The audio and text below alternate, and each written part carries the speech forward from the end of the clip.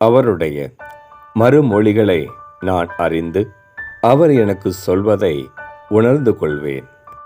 அன்பானவர்களே, யோபு கர்த்தருடைய மறுமொழிகளுக்காக பொறுமையோட காத்திருக்கக்கூடியவராக மட்டுமல்லாமல் கர்த்தர் தனக்கு அருளும் மறுமொழிகளை அறிந்து கொள்ளவும் உணர்ந்து கொள்ளவும் ஆயத்தமாயிருந்தார்.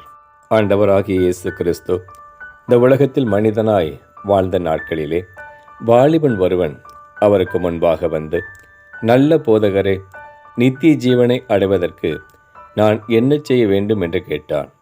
இயேசு அவனுக்கு மறுமொழியாக, உனக்கு உண்டானவில் விற்று தரித்திற்கு கொடு, அப்பொழுது பரலோகத்தில் உனக்கு பொக்கிஷம் உண்டாயிருக்கும், பின்பு என்னை பின்பற்றி வா என்றார்.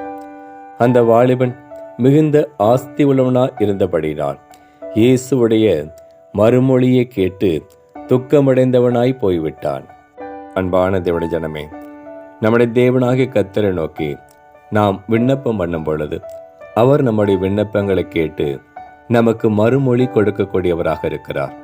அவர் நமக்கு கொடுக்கும் மறுமொழிகளை அறிந்து கொள்ளவும் உணர்ந்து கொள்ளவும் யோபுவை போல நாம் ஆயத்தமுள்ளவர்களாய் காணப்படுகிறோமா? அல்லது இயேசுவின் மறுமொழிகளை கேட்டு துக்கத்தோடு போன வாலிபனைப் போல நாம் காணப்படுகிறோமா? நம்மை நாமே சிந்தித்து பார்ப்போம்.